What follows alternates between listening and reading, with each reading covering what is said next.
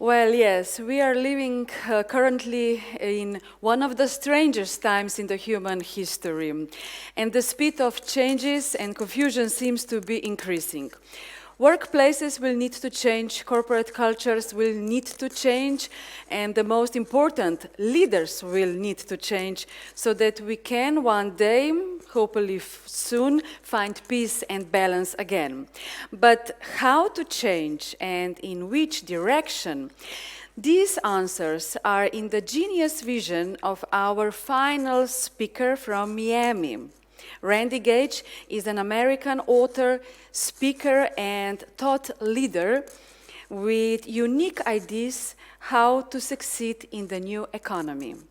But before we connect with him, I would like to mention that the appearance of Randy Gage at the Workplace Design Conference was made possible with the support of the strategic partner Decor and Design. So, thank you. And now I think it's time to call Miami. Miami, hello. Hello from Miami. Okay, dear audience, this is Randy Gage. Hello, how are you? I'm doing great. And it's so lovely to see Slovenia, even if it's just digital. Ljubljana is one of my favorite cities in the whole world. Oh, really? Is that true? Yeah, to me, it's like the Paris of Central Europe. I just think I just fell in love with it when I went there. Oh, thank you very much. Okay. So, Randy, virtual floor is yours, and we hardly wait to all your genius thoughts. Welcome. Okay. So join me, if you will, to a journey to the future. Let's go all the way to 2030. And let's see, what will it look like at 2030? And how will leaders need to adapt? Because one of the things, I'm not a futurist, I'm just an entrepreneur, but I think all entrepreneurs, we have to become futurists in a sense, because we need to be able to peek around the corner to know what's coming next, so we can prepare our business, so we can prepare, most importantly, ourselves, and of course, so we can prepare our teams. Because we can't design the workplace for the future if we don't have some kind of idea of what the future is going to mean to us. And so while I'm not a futurist, I will tell you that every true futurist would tell you the future is already here. It's just not evenly distributed yet. And that really, to really put that into focus, let me take you back in time now to probably around 2010. And I went on a trip to Thailand. And one of the things I wanted to do there was visit a elephant preserve where they're protecting these endangered elephants and the ones who've been attacked by poachers or hunters, and they try to nourish them back to health. And while I was there, I was waiting to see the elephants, and they said, "Would you like to see the monkey training demonstration?" I was like, "Monkey training? What's that?" And they said, "Well, come on over here." And they took us to an area, and they were training monkeys how to harvest coconuts from trees. And if you own a monkey in Thailand, you can send it to monkey school. They will train it how to harvest coconuts. And then you can hire your monkey out to farmers who want to get coconuts out of their palm trees. And it's fascinating. They run a wire from the ground to the top of each palm tree. And then when it's time and the coconuts are ripe, the monkeys scamper up the wire and they take one hand and one foot, and they keep spinning the coconut until it falls from the ground. And I was watching that, and I said, I sure hope American Airlines never sees this. Nobody, none of the bosses from American Airlines, or you guys could be thinking, I hope nobody from Adria Air comes to see this, right? I hope you still have Adria Air there.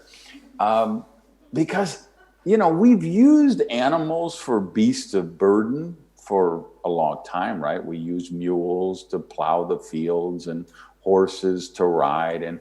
And so, but as I looked at these monkeys with opposable digits and thought they're actually being trained for manual labor. And you know what? That's the future. The future is already here. But really what drove this home to me was when I came back, I landed in San Francisco and I was going to switch planes there. So I went into the airline lounge there at the airport. And there was a couple there, not very far from me. And they had this adorable puppy, which they had taken out of the carrier, and they were petting and kind of playing with it. So I love all animals, right? So I went over and said, hey, can I pet your puppy? And the woman said to me, yes, of course. And she told me the name of the puppy, I forgot. And she said, he's a clone. And I laughed like a lot of you just did, like, okay, it must be a joke. It wasn't a joke. That couple happened to be on my airplane heading back to Miami. They live here. And on the plane, people kept going back to where they were sitting and talking to them and seeing this dog. And then we got to the airport, we got off the plane, and there were all these TV camera crews and newspapers, reporters, and everybody. And I'm thinking, well, I had a great seminar in Thailand, but, you know, I'm sure the TV people aren't here to talk to me about that. But of course, they were for the couple with the puppy, because this puppy really was a clone. And they were returning from South Korea, where they had sent the DNA of their beloved family pet who had died to this place, this laboratory in South Korea. And this wasn't the first puppy that had ever been cloned, but it was the first puppy that had ever been cloned that came to the United States. And that's why all of those news correspondents were there waiting. And I'm telling you that this puppy was adorable. This puppy licked me on the cheek. And when you have a cloned puppy lick you on the cheek, your world will never be the same again. And meeting that puppy, because of course we've all heard about cloning, right? We heard that they had cloned a camel, they had cloned a sheep in Dubai, I think. But I don't know, I think of cloning and I think of test tubes and cell reproduction, but I don't think of this was the most adorable, playful, loving puppy that you would ever find. And it was a clone. And when I say that changed my life, I mean, that's what caused me to write my book, Risky is the New Safe, and the follow-up book after that, the book Mad Genius. Because the future is now. The future is here. And if we're willing to look for it, it's right in front of our eyes. So one of the things that futurists do is they study trends, right? So I was looking through the registration of you guys, everybody who was coming to this conference, and I see a lot of entrepreneurs, and I see a lot of CEOs, even of public companies or managers of private companies who need to have a entrepreneurial mindset. right? Because you have this responsibility to your staff, your team, your clients, your customers, that you are able to somehow look around the corner and see what is coming around the bend. And so futurists use trends, and the way, and when you really understand trends, you can predict the future with an amazing degree of accuracy. And of course, I'm looking at it in the context of leadership, as I think everybody in this room is, because that's our job as leaders, is we have to prepare ourselves and our team for the future that is about to come. So when we look at trends to try to discern where's the future, what is it going to be, how do we need to prepare for the future, we're going to look at the difference between soft trends and hard trends, right? So a soft trend would be when Michael Jackson was alive, and we had all kind of Michael Jackson impersonators.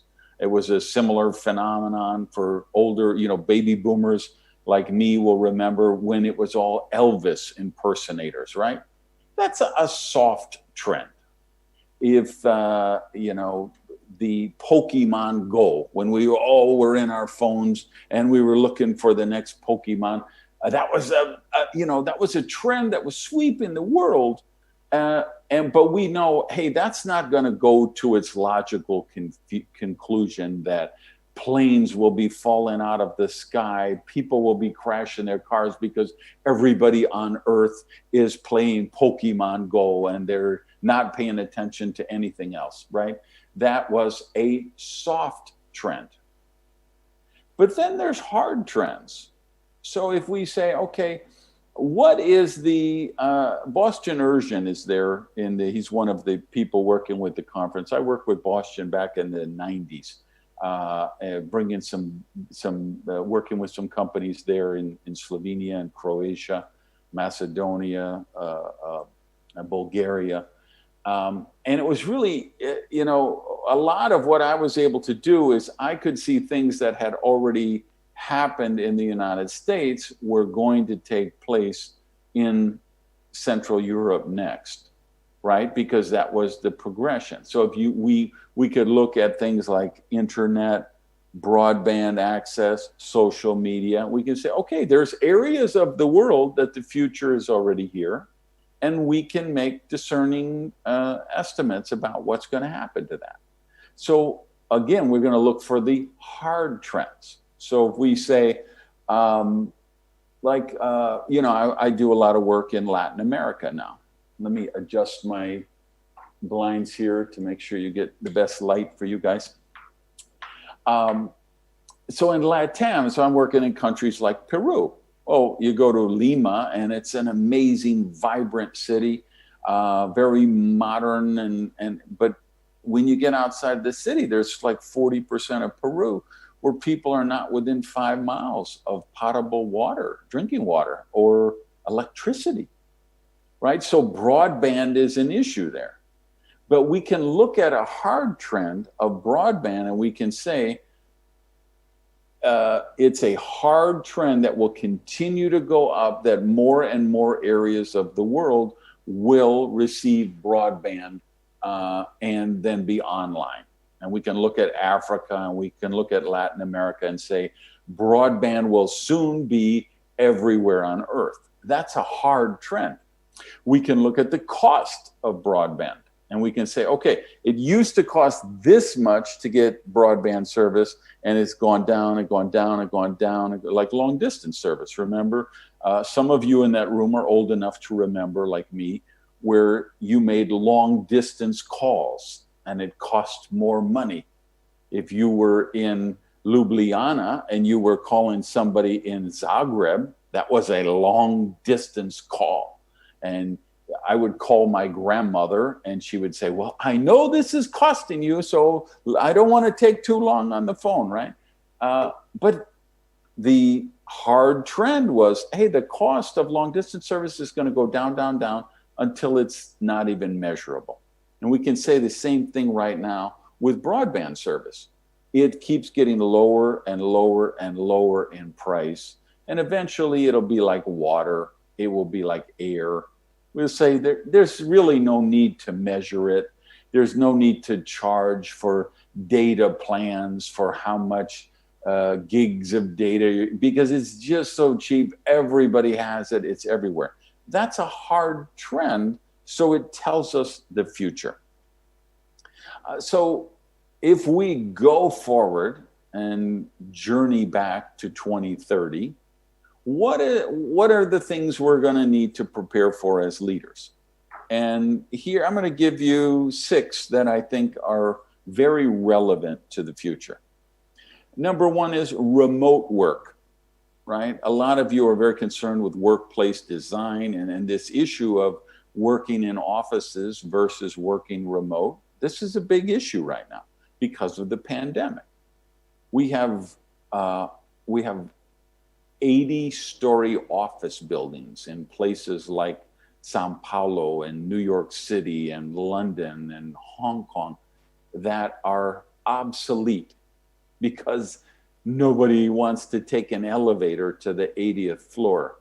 So they had 50 offices there that 400 people worked at, but now nobody wants to get in an elevator with 15 other people. They want to get in an elevator with a mask where there's one other person and they're 6 feet away from them. So all of a sudden, those office buildings don't work. Well, one of the things I think that's going to impact the future is I believe that remote work will outlive the pandemic. Whether, we could get a vaccine tomorrow, cure coronavirus, COVID-19 tomorrow, and I still think remote work is going to become more and more of a trend. And if we look at Silicon Valley and the way that Twitter and Facebook and some of the tech companies have looked at remote work, I think that's going to be the future everywhere. It's already here. It's just not evenly distributed, where we say, we really don't need every single employee to come into the office every single day. There may be and there's some amazing talent around the world that we would be able to have working for our organization if we didn't require them to move to our city and come into our office 5 days a week. The second big thing is going to be as the internet moves to voice and as voice moves to the next thing after the mobile phone. Right now, the thing we've all got to be concerned with is how does our business work in a mobile phone, a smartphone, right? Because everything is migrating to a smartphone. But of course, all of that changes with voice because of the voice assistants with Amazon, with Siri, with Google HomePod. Everything will go to voice. And that's going to change marketing. It will disrupt marketing like crazy because it's going to disrupt search. So now when people are looking for an architect, they're not going to Google you and see a listing of architects. They're going to say, and I don't want to say her name because then she's going to turn on, but they're going to say, hey, name of that lady, I need an architect. And that lady's going to say, oh, there's an architect with 5-star rating located just 11 kilometers from you. Her name is this, and would you like me to connect you? Right? So we're not going to have the SEO optimization. We're not going to have keywords. We're not going to, all those things that all the marketers are concentrating on right now, they're all going to evaporate and be useless when things go to voice. But I think voice is just a transitional thing. I think it's going to go to the thing that replaces the smartphone. And you're going to say, well, what is that? Well, I don't know. Is it going to be a Google Glass kind of thing?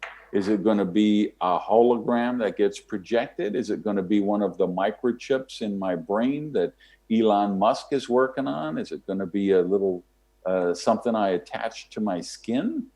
I don't know, but that's going to be something we have to prepare for in the future, because that's going to change everything. Education, marketing, communication, everything, every area of our lives. The third thing we've got to be cognizant of is 6 generations in the workplace. Those baby boomers like me, we're not dead yet. We're still here. And we're hopefully still going to be here 5 years from now, 10 years from now. And we're still going to be in the workforce. And then we've got the Gen X and the Gen Y and what I would say most people would call the globals now, the people who have been born since 97, 98, 2000, they're now in the workforce. And this is the first time in human history that leaders are ever going to have to deal with this issue of having 6 different generations in the workforce. And we'll talk about that a little more in a second. The fourth thing I think we need to be cognizant of is conscious capitalism.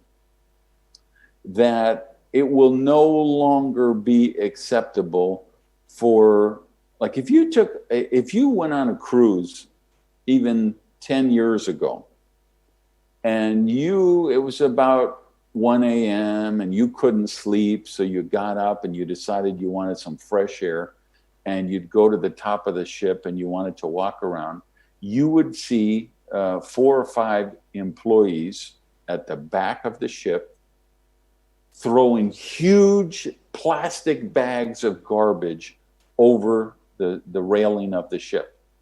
Hundreds of them, because there's 3,000, 4,000 employees on that ship. There's a couple thousand passengers on the ship. And every day they produce hundreds and hundreds of bags of waste, of bottles and cans and paper and straws and all kind of things. And every night on those cruise ships, they threw all that garbage over. And that's why there's now a patch of land of water in the Pacific Ocean that's bigger than the state of Texas of just plastic, the great plastic, whatever they call it, right? Because there was a time that's what cruise lines did. Is they said, well, we don't want to carry all this garbage on the ship. It costs a lot of fuel, weight. So we just throw it overboard because it dissipates in the ocean. Eventually it'll break down. Well, of course, you can't do that today and be considered a good citizen. And I think you're going to see more and more of the move of organizations needing to be conscious capitalists. Next, fifth thing I would say would be the demand for management diversity.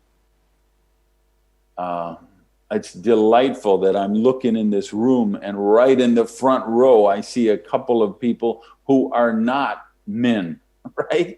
The workplace is really changing, right? But we know like if I take here in the United States, if I go to a board of directors meeting of a company, if I go to a executive team meeting, if they hire me to speak to the board of directors or they hire me to speak to the management team, I'm going to go in a lot of boardrooms and it's going to be 85% old white guys like me. And that's got to change. And it is changing, and it will change even more. And as leaders, we're going to be cognizant of that. And then the other thing, number 6 on the list is I didn't even know how to label this for you guys as I was trying to prepare my thoughts for you, and I guess the best words I could come up with are gender ambiguity or gender confusion.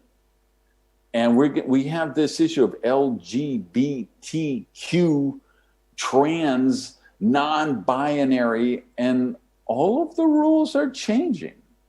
And you may love the fact that it's changing.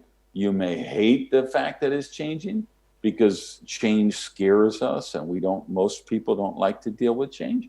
But the reality is this change is happening. And as leaders, we need to be cognizant of it. So where is this going to take us? As we move forward, what do leaders have to be aware of? And I would say this, that leadership will be more complex than any time in human history. It will just be that much more difficult to be a positive, empowering leader. Whether you're in the for-profit arena, you're in the nonprofit arena, you're in the political arena, any place where you're going to be a leader, it's going to be a lot harder to be a leader because of these 6 trends, hard trends that are happening. So not only will leadership be more complex than any time in human history, but I would make the case that leadership will be more important than any time in human history, more necessary than any time in human history, more important to humanity than any time in history. So I believe the definition of leadership has to change. I can tell you, I was asked to write a chapter for a book about leadership maybe 15 years ago. And they asked us each in our chapters to define how we would define leadership. What leaders do, what makes you a great, empowering, or a positive leader. And I came up with the definition, which I used for many, many years, which was a great leader causes people to willingly do something they normally would not want to do. So, for example, if we looked at the military model, right? Whenever you read leadership books, they love to talk about generals and field marshals and prime ministers and wars and conflict and military leadership. So if we looked at the military model, what do great leaders do? They cause people to willingly do things they wouldn't normally want to do. So you had all those Allied forces landing on the beaches of Normandy to fight the Nazis. And they were just getting, running off of these ships and getting shot down and killed by the thousands. But the leadership inspired them to keep doing it. And the Nazis were defeated, right? But that isn't something a normal human would normally want to do. You do not like to run into, same thing if somebody jumps on a grenade to protect their unit. That's not something the average person would willingly do, but with the right leadership, they may be inspired to do that. If we say, okay, that's a little melodramatic, let's just look at the corporate arena, right? Our workplace design and how we lead our teams. I would say, take the example. So let's say you've got a business and you've got 3 or 4 vice president positions, and there's people who aspire to reach those positions. And let's suppose one of the things necessary for that position is the ability to do what I do, which is public speaking. We know in survey after survey, people say they would, if they had a choice between dying or giving a speech in public, many people would choose to die, right? And it's probably not literal, right? Most people would probably, find a way, but that's how they answer the survey, that they would rather die than give a public speech in front of other people. But yet, if we have the right leadership in a team and people aspire to become a leader in that team, and they recognize that part of the leadership behavior is giving presentations, all of a sudden they become motivated and they learn how to present, and they desire to do it, and they actually have fun do it, or they enjoy it, and they don't have that sense of fear. So what happened? Leadership happened. Leadership inspired them to do something they wouldn't normally willingly do. So I had that definition for many years, but in the last 2 years, the kind of research I'm working on, working with my clients, working with companies around the world, I have created what I believe is the definition of leadership for the future, that this is what an empowering leader needs to do. And let me give the new one to you guys. Inspiring people to become the highest possible version of themselves and creating the environment that facilitates this process. So you notice there's really two parts of that explanation. So this first part is, and again, I think this is the critical part, because it isn't just, because when we inspire people to do something they wouldn't normally want to do, I think that definition worked for the past. I don't think it works for the future, because I think true leadership is going to be about inspiring people to become the highest possible version of themselves. And then we need to help create the environment that makes that possible. And that's where workplace design really comes into the arena here, because it's not about where we put the desks. It's not about, do we need plexiglass dividers between the desks now because we've got COVID-19? No, it's about how do we create the workplace environment that allows every person on the team to become the highest possible version of themselves. So if we explore those 6 trends that we talked about earlier, right? The remote work, right? We're gonna recognize that, you know what? Leaders of the future, they're going to need to have AV skills. They're gonna need to have virtual presentation skills. This is one of the dynamics I see in organizations right now.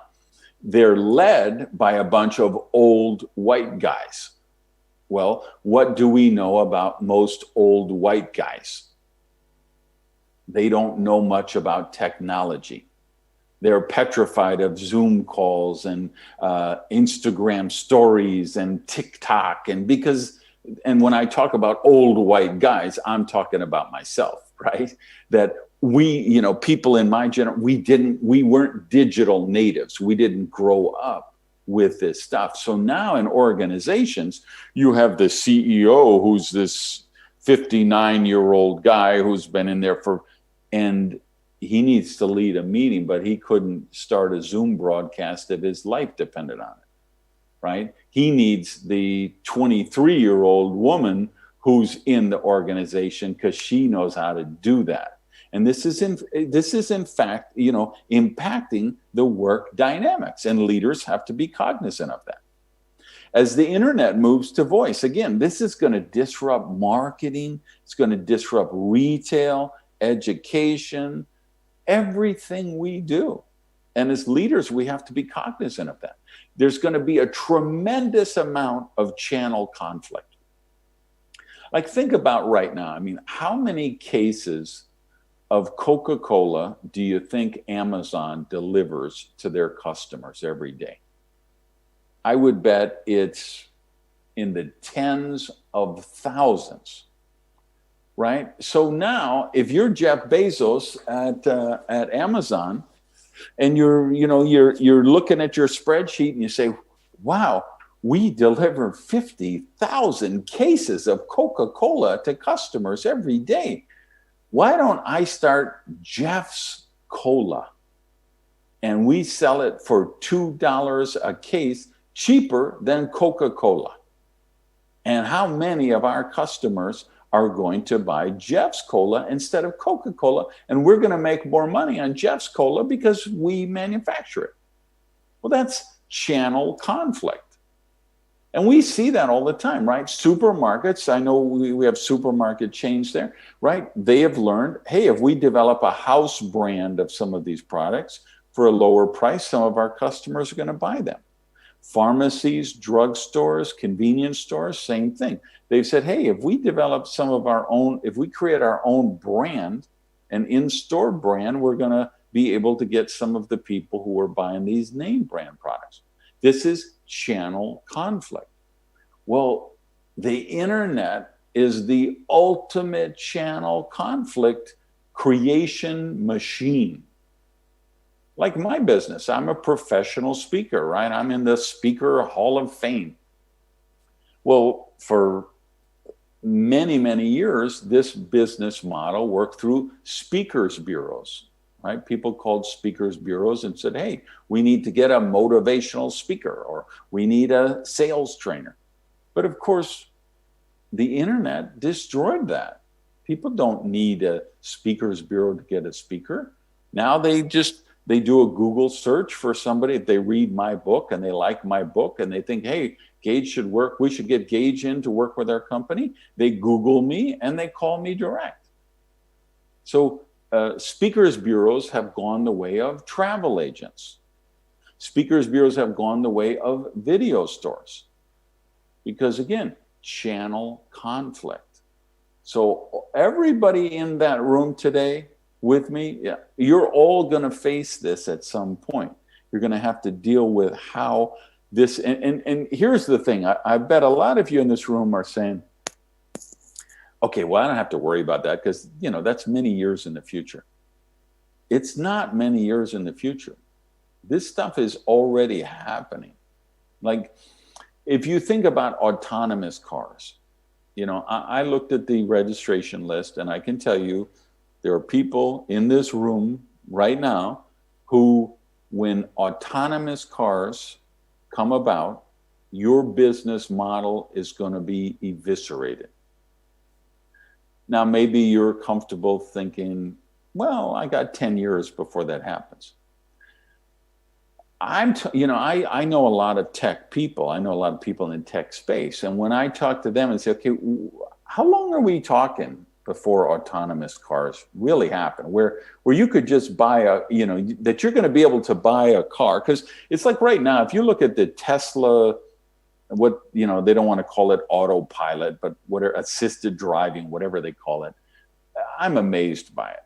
You know, I was in Germany, and I was on the Autobahn, and we came into the city, and then we went into a tunnel, and there was like 3 or 4 lanes of traffic, people going at 60, 80 kilometers an hour.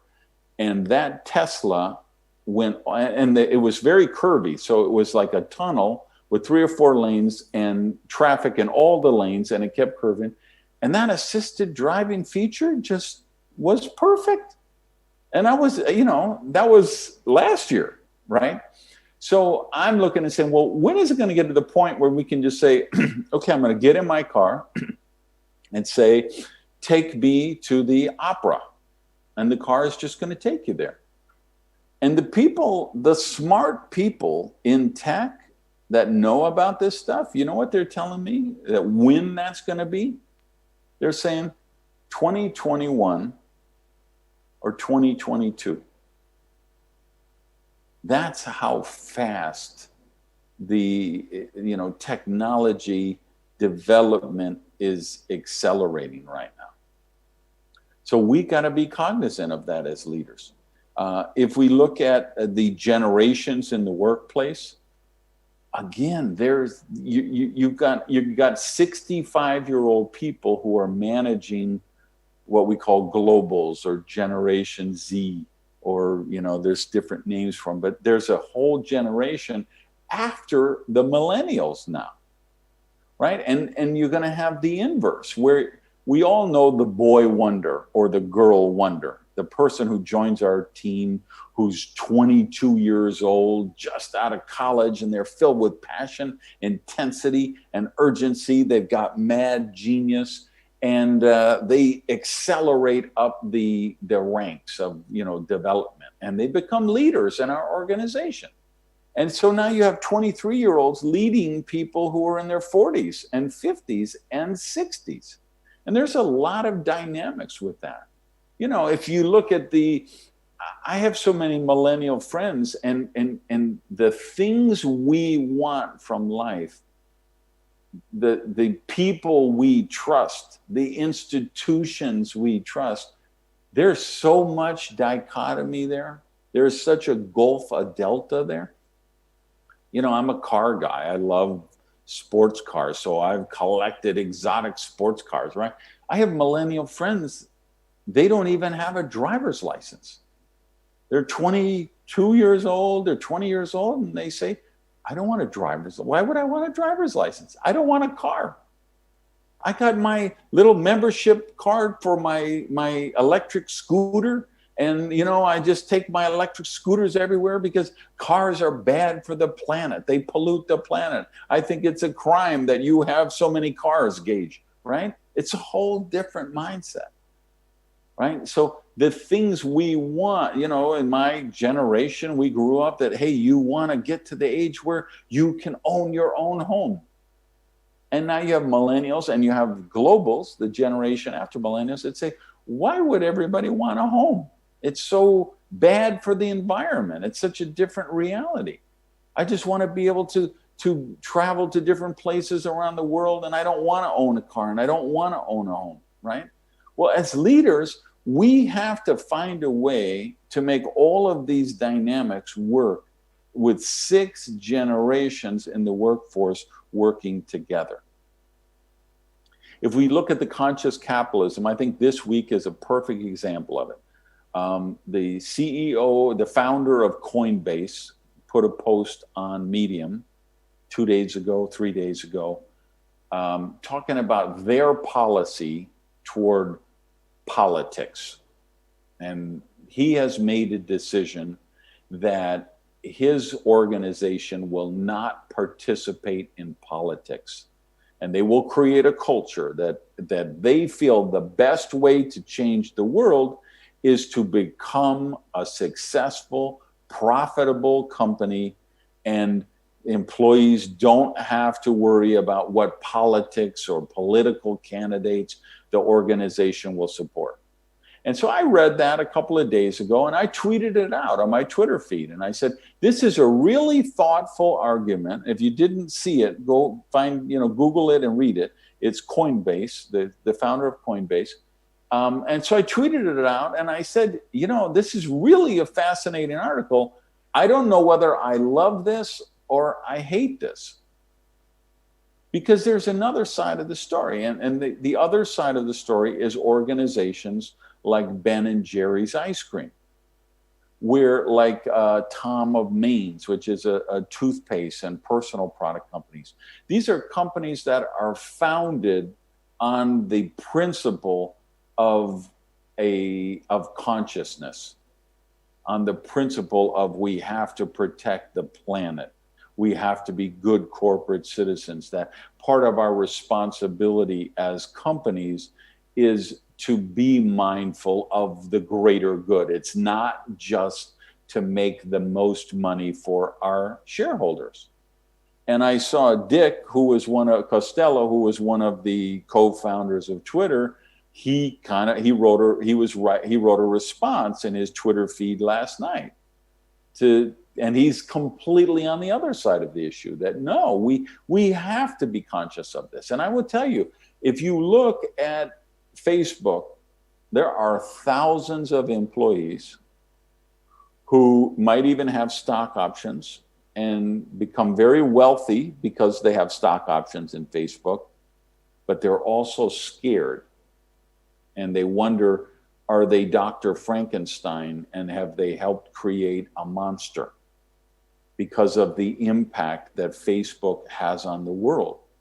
You have a couple billion people who go on Facebook every day, and there's all of these disinformation campaigns, and people are being, their emotions are being hijacked. And the very algorithms that make Facebook popular, and when I say Facebook, I'm really talking about Twitter and TikTok and YouTube and all of the social media platforms. Those algorithms work best with hate and fear. And and now that has migrated into journalism. I know we have journalists in the room there today, right? You know, journalism is dramatically impacted by clickbait now. And we have whole new journalism models, whether the Beast, Vox, a lot of online journalists, journalism digital platforms where the reporters are compensated by the amount of clicks that their stories produce. And so they need the incendiary stories, they need the stories about hate groups, and they need the clickbait headlines. And that's coming to a head. That's really, so there's a lot of employees in Silicon Valley who are saying, is Google too powerful? Is Facebook too powerful? Is Twitter too powerful? Are these monopolies? Do we need to look at regulating social media platforms the way we regulate electricity providers and water providers and other areas of the public good where the government is very enmeshed in regulation? And that answer is, as leaders in the world, that's an answer, that's an issue that we're going to need to suss out. We're going to have to figure out how to do that. The management diversity, I don't need to say much on that. I think everybody in the room understands that, hey, we need our management teams to look like the communities and the countries that they serve. And the same thing with the gender ambiguity. My first important job was as a restaurant manager. And back then, some of you will have to Google this, we had paper applications. People came to the restaurant and said, I'm looking for a job. And we said, okay, here's the application. Fill this out and bring it to the cash register when you're done. And they would they would fill it out, and then I would go, because I was the manager who did the hiring. And there were places on there, and it said sex, MW, for man, woman, or MF for male, female, right? There was no non-specific, non-binary gender. That option wasn't there, right? And you could say in that interview, if it was a woman, you could say, are you pregnant? Or are you thinking about, I noticed you just got married 6 months ago. Are you thinking about having children? Because if she said, well, yes, we want to have a baby, you'd say, well, sorry, I'm not going to hire you because you're probably going to have a baby in 9 months from now, and then you're going to want to take a couple months off, and I won't have anyone to replace you. And not only could you do that, but everybody did that. And of course, we can make the argument that there are still many places like that it's happening still, but that's gonna change, right? As leaders, we need to do that. I'm working with a company in Norway, one of my clients, and it's amazing to me. When they have a baby, the man and the woman, they get like 10 months off. And you have to guarantee their position.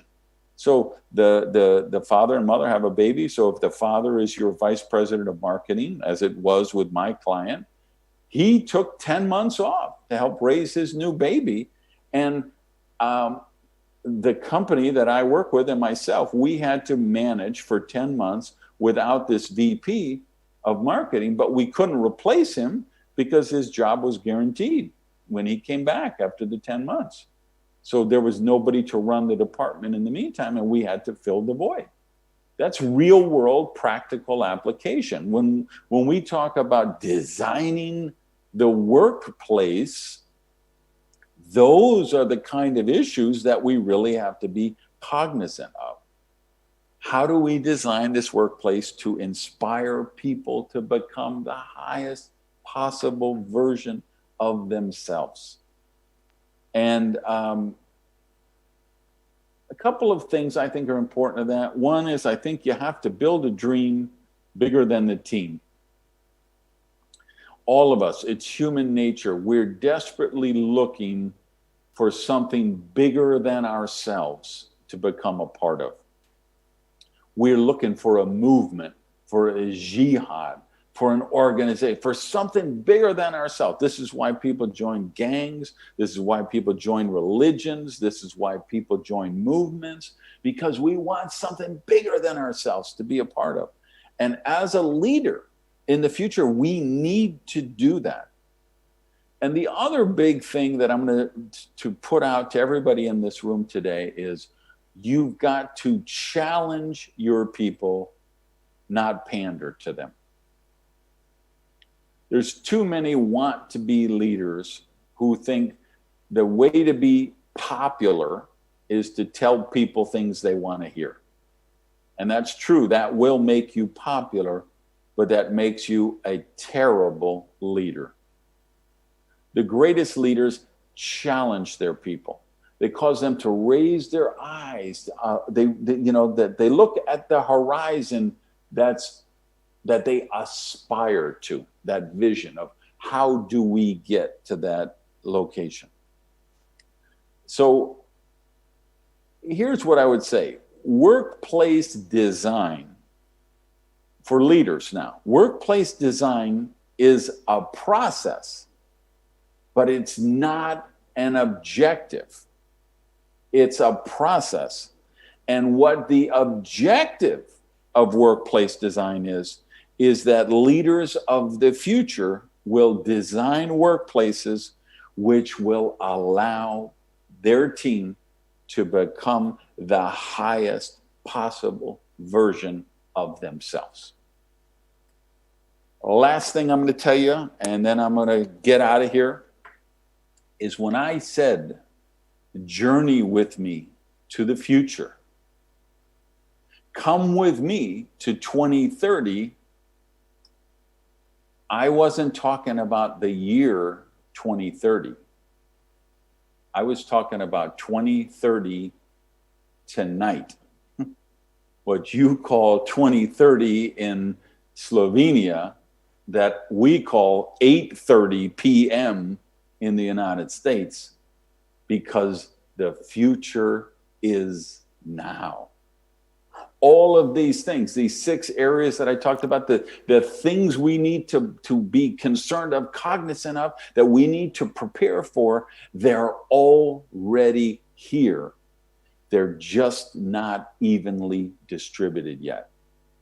And my job as a leader, and your job as a leader, is to find a way to make that work for our teams, to lead them into the future by helping them become the highest possible versions of themselves. That's the future of leadership. Peace. Thank you, Randy. Please stay with us just a few minutes. We have a chance to ask Mr. Randy 3 or 4 questions. We have some questions from live stream viewers, but audience first. Is anyone who has some questions? Maybe? We listened to really amazing speech.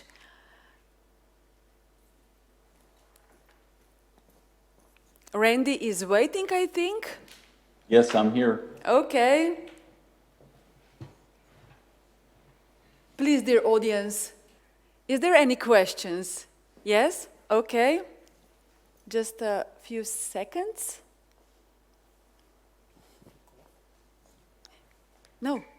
Okay, then I will read to you some questions from our audience from the internet. Well, the first question is, you pointed out in your speech how very important the role of managers and leaders will be in taking organizations through turbulent times and to new success. But here, the mistakes are not tolerated and taking risk is not encouraged.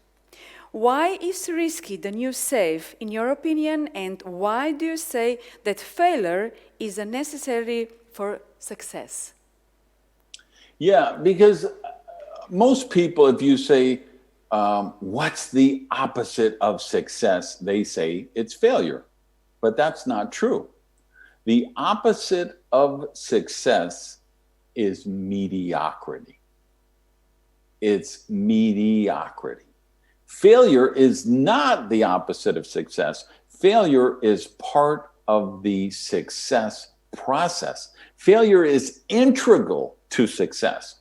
So, and I do agree with whoever asked that question. My experience of working in Europe is that people in Europe are more conservative as opposed to risk than, say, the cowboy American entrepreneurs.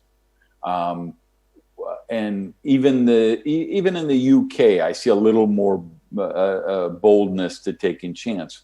When I see Slovenia, Croatia, Lithuania, those kind of places, there is a very strong influence from education, from MBAs, that most people who lead companies there have MBAs. So they have been educated by the college system about business, where I think in the West here, there's more entrepreneurs like me who are high school dropouts. And so we don't have that conservative viewpoint that the education system always gives people, or mostly gives people. So we're more open to risk. And why I wrote that book, Risky is the New Safe, is because I believe that's where the breakthroughs are, right?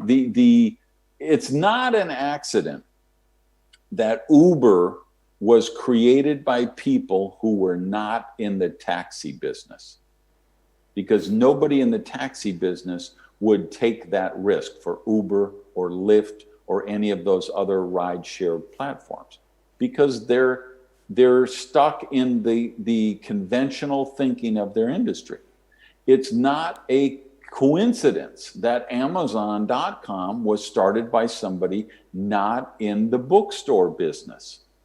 Why? Because all of the people in the bookstore business said, we build bookstores. We build brick and mortar bookstores. This is how people buy books. And if we want to be bold and daring and innovative, we're going to put cafes in our bookstore. And Bezos said, why do you need the brick and mortar? Why do you need the cafes? Why don't you just have people punch one click and the book gets delivered to their house the next day? That's the difference of taking risks. And thinking out of the box. Yeah, very much so. Yes. But people within industries, like I say, usually innovation in the industry, when you see true disruption, like Airbnb, Amazon, Uber, when you see cataclysmic disruption, it usually comes from outside the industry, not from inside the industry, because people in the industry they suffer from conventional thinking, conventional beliefs. Thank you.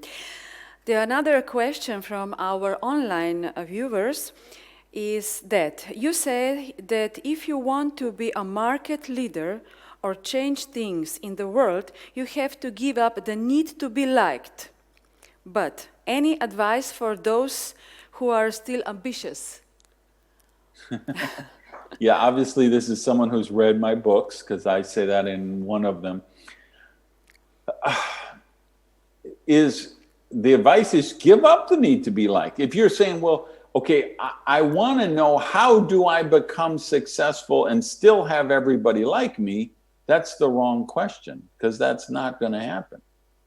If you want to do something amazing, if you want to do something brilliant, you're going to have to accept the fact that you will have some haters.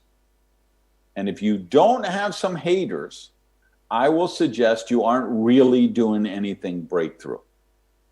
Every day I look at, okay, if nobody unfollowed me on Facebook or nobody unfriended me on Twitter today, then I'm probably not doing my job, because I'm probably just telling people things they want to hear.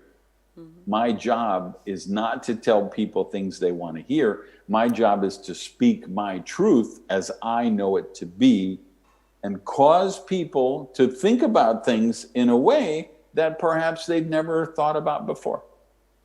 Randy, that is very interesting.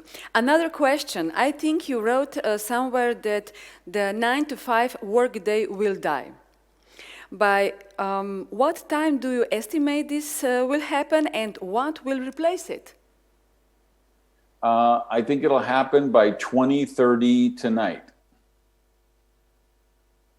And what will replace it is what's already replacing it. Is we are, like me, I'm a consultant. And sometimes companies hire me and they say, well, you know, how many hours are we hiring you for? And how much do you get an hour? And I always say, that's none of your business. You don't pay me by the hour. You hire me to get a result.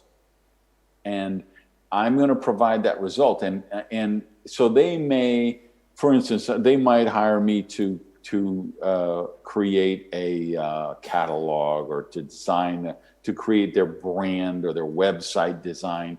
And I might be able to do a $100,000 project in 5 hours, because I have spent 30 years honing my craft, developing my skills. And so I've created a intellectual property, a body of work, a skill set that allows me to do that. And so I don't hire myself out by the hour. And if you see in the Mad Genius book, I talked about how I think even employees are going to see themselves more as free agents, the way sports stars do. And they will build their reputation. They will build their skills and their body of work. And then they will offer themselves out to bid. And again, it won't be by the hour. It's not going to, if you look at the people in this room today, right? Most of you, you can't be defined by a 9-to-5 work contract, right? You have skill and ability that are valuable to your employer or to someone else. And it isn't about 9-to-5. It's about the value that you can offer. And I think that is one of the greatest developments in the workplace right now. Okay, Randy. Your dear friend Boštjan Eržin have some questions for you. I think is the best way to conclude our conference. Boštjan, the word is yours. Hi, hello. Good to see you. Hey, my friend. You hear me?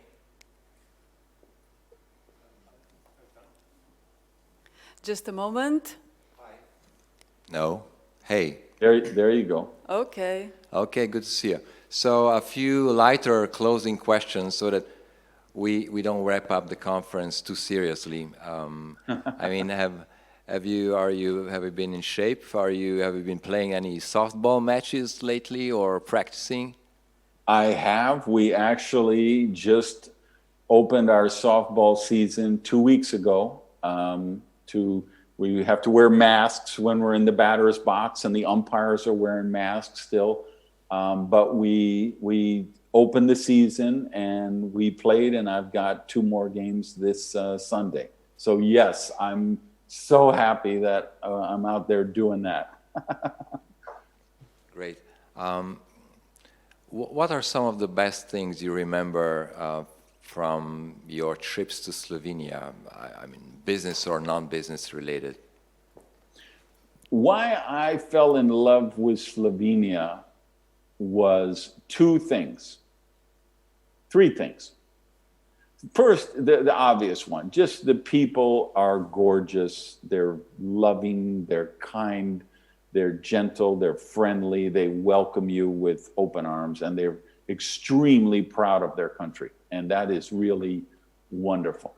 The second was the statue in Ljubljana of the poet, right? It's like it was the first place in the world that I went to where they had a poet, not a general. Because almost everywhere you go in the world, they're going to have somebody who won a war. And I thought, as a writer, because that, you know, obviously I'm hired here as a speaker. You get hired a lot for that. But my essence, I'm a writer. I'm happiest when I'm hunched over my laptop in my lonely writer's garret and I'm writing my next book, right? So to see a poet celebrated in that way, like we have this show, I'm sure you've seen it there, America's Got Talent. There's versions everywhere in the world. So that show just concluded its 15th season here. And the winner, the guy who won the $1 million prize, was a poet who did spoken word poetry. And I was so amazed. I voted for him. I wanted him to win it, but I doubted that he would win it because I didn't think America would get it. So when I saw the poet in the square there in Ljubljana, that was it. And the other thing was the money. It was the same with the money. I remember, I think you, Boston, and I was saying, well, you know, who are these people on the money? And they were like artists and poets, and they weren't just political people. So that's what, to me, the way that you celebrate artists there in Ljubljana shows the soul of the people there, I believe, and that's what I fell in love with. Okay. Randy Gage, thank you very much. Be safe and well, and goodbye, Miami. All right, thank you all. Okay, Thanks bye. to you all.